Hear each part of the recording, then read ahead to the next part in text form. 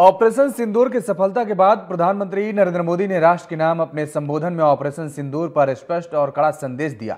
इसने भारतीय जनता पार्टी के लिए आगामी जनसंपर्क अभियान की दिशा तय कर दी। इस अभियान के तहत बीजेपी ने आज 13 मई से 23 मई तक देशव्यापी तिरंगा यात्रा शुरू कर दिया है और इस यात्रा के माध्यम से पार्टी आम जन को ऑपरेशन सिंदूर की सफलता, सेना की वीरता और मोदी सरकार की मजबूत और सुरक्षित भारत के संकल्प से अवगत कराएगी। लेकिन विपक्ष इसको लेकर तमाम तरह के सवाल उठा रहा है। तिरंगा यात्रा और विपक्ष के सवालों को लेकर उत्तर प्रदेश सरकार में मंत्री कपिल देव अग्रवाल से बातचीत की है हमारे सहयोगी पंकज तिवारी ने। सुनिए।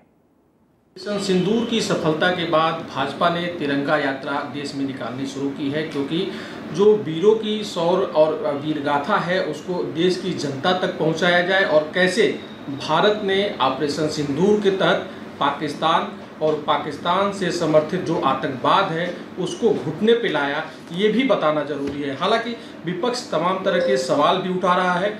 बातचीत करने के लिए हमारे साथ कपिल देव अग्रवाल जी, जो उत्तर प्रदेश सरकार में मंत्री हैं, वो मौजूद हैं। इनसे बात करेंगे। सर, ऑपरेशन सिंदूर सफल रहा, तिरंगा यात्रा बीजेपी निकाली। देखिए, ऑपरेशन सिंदूर हमारे देश के लिए गौरव,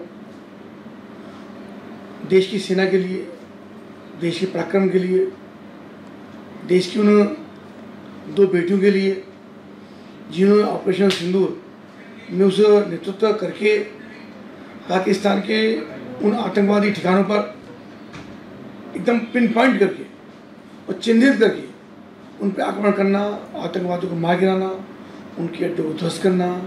तो निश्चित रूप से उन बेटियों सहित देश के सारे नौजवान, देश के सारे सैनिक और देश की सरकार, आदरणीय प्रधानमंत्री का कुशल नेतृत्व, जब देश का नेतृत्व मजबूत होता है तभी इस प्रकार के निर्णय होते हैं।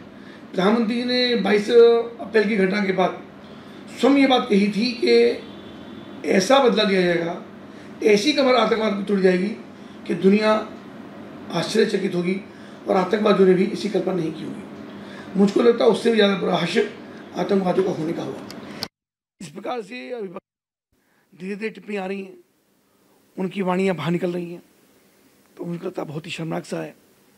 कोई सदन का सत्र बुलाने की मांग कर रहा है, कोई उसका सबूत मांगने की मांग कर रहा है, जबकि सारे सबूत सामने आए हैं। सबके सामने खुद पाकिस्तान ने अपनी डाली है। पाकिस्तान के इससे बड़ी शर्म की बात कोई हो नहीं सकती कि जब आतंकवादियों के ताबूत उनके अंतिम संस्कार के लिए जा रहे थे तब सेना के नौजवान, पाकिस्तान की सेना के ऑफिसर उसमें शामिल हुए। इससे बड़ी शर्मनाक की बात कोई हो नहीं सकती। तो निश्चित रूप से मुझको लगता है कि विपक्ष को इस प्रकार की टिप्पणी नहीं करनी चाहिए और देश की सेना, देश का नेतृत्व, उस पर भरोसा, इससे हम सबको करना चाहिए। सर, जिस हिसाब से भारत की तरफ से अटैक किया गया, जवाब पाकिस्तान की तरफ से भी दिया गया, लेकिन पाकिस्तान के हर ड्रोन, हर मिसाइल को आसमान में ही ध्वस्त कर दिया गया। ये एक बहुत बड़ी उपलब्धि भारत के लिए रही है। हालांकि इजराइल इन सब चीज़ों में माहिर है, लेकिन भारत ने ये 100% करके दिखाया कि पाकिस्तान की तरफ से कोई भी ड्रोन या कोई भी मिसाइल भारतीय ज़मीन को नहीं टच कर पाई। बड़ी उपलब्धि है। लेकिन राहुल गांधी कह रहे हैं कि इन सब चीज़ों के लिए मोदी गवर्नमेंट को सदन का विशेष सत्र बुलाना चाहिए, देश के सामने ये सब सारी चीज़ें और सीज फायर की बातें रखनी चाहिए। कुछ गोपनीय चीज़ें भी होती हैं जो सरकार तक और सेना तक सीमित रहती हैं। क्या कहा जाए कि ये सिक्योरिटी को लेकर के उनका बयान सही है? देखिए, बहुत ही दुर्भाग्यपूर्ण स्थिति है कि चाहे प्रदेश में हो चाहे देश में हो, विपक्ष इतना कमज़ोर और गैर जिम्मेदार है। श्री राहुल का जब सर्वदलीय मीटिंग बुलाई जाती है तो राहुल गांधी उसके अंदर के अपना विषय उसमें रखना चाहिए, उनको वो बातचीत पूछनी चाहिए।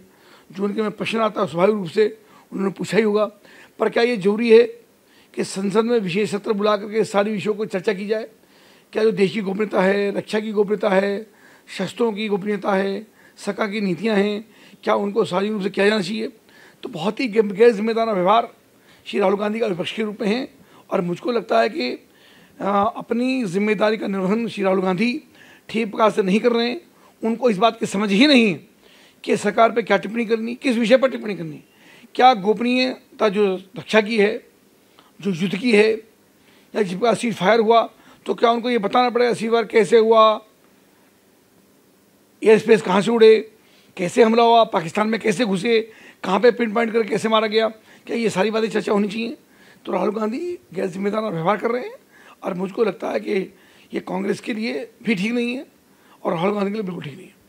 सर, भारत चूंकि एक न्यूक्लियर पावर है और एक दूसरे न्यूक्लियर पावर के ऊपर पहला ऐसा देश है जिसने अटैक किया है और वहां पे सफलता भी प्राप्त की है। समाजवादी पार्टी का कहना है कि तिरंगा यात्रा जो निकाली जा रही है वो बीजेपी अपने डैमेज कंट्रोल को दूर करने के लिए, डैमेज को कंट्रोल करने के लिए ये तिरंगा यात्रा निकाल रही है, क्योंकि सीज फायर करने का समय नहीं था, वक्त था कि पीओके को भारत में मिला लिया जाए। अब श्री अखिलेश यादव या समाजवादी पार्टी कितना गैर जिम्मेदाराना टिप्पणी करती हैं। क्या उनको देश के तीनों रक्षा जो हमारे विशेषज्ञ हैं, जो हमारे तीनों सेनाओं के सेनाध्यक्ष हैं, क्या हमारी दो बेटियां जिन्होंने इसका नेतृत्व करने का काम किया, देश की लाखों की संख्या में देश के नौजवान हैं, इस प्रकार की टिप्पणी करके उनके ऊपर वो प्रश्न चिन्ह लगाने का काम कर रहे हैं। उनकी योग्यता पर, उनके देश के प्रति समर्पण पर वो अपना प्रश्न चिन्ह लगा करके अपनी ही पार्टी को और अपने स्वयं को कमजोर करने का काम कर रहे हैं। मुझको लगता है इस प्रकार के प्रश्न बहुत ही गैर जिम्मेदाराना है। रही तिरंगा यात्रा की बात, तो जब देश के अंदर इतना बड़ा मुकाम देश की सेना ने हासिल करने का काम किया, उनकी आतंकवादी अड्डे ध्वस्त करने का काम किया, तो सब किसके लिए किया? तिरंगे के लिए किया। तिरंगे की आन बान निशानी के लिए एक देश का नौजवान सीना तान कर खड़ा होता है, पीठ पर गोली नहीं खाता, अगर गोली खानी होती तो सीने पर खाता है, और अपनी जान देने के लिए भी और दुश्मन की जान लेने के लिए भी वो हमेशा उत्प्रेरित रहता है। तो ऐसे समय पे तिरंगा यात्रा निकाल करके सब तिरंगे के नीचे आए।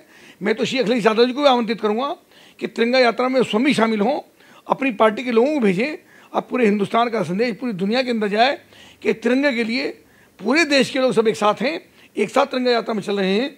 जब पॉलिटिकल लड़ाई होगी, जब चुनाव होगा, तो अपनी पार्टी का चुनाव लड़ें, पर जब तिरंगा यात्रा होती है तो अखिलेश जी को मेरा निमंत्रण है कि जो लखनऊ में रहें, कहीं किसी अन्य जिले के अंदर रहें, जहाँ भी तिरंगा यात्रा हो वो स्वयं भी रहें और अपनी पार्टी के लोगों को इसके अंदर शामिल करने का काम करें। तो ये थे मंत्री कपिल देव अग्रवाल जी, जिनका सीधे तौर पे कहना था कि देश की सेना तिरंगे के लिए लड़ती है और बीजेपी जो तिरंगा यात्रा निकाल रही है, देश के हर तबके के लोगों को शामिल होना चाहिए, विपक्ष के नेताओं को भी इसमें शामिल होना चाहिए। वीडियो जर्नलिस्ट राजा के साथ पंकज तिवारी, टीवी 27 न्यूज़।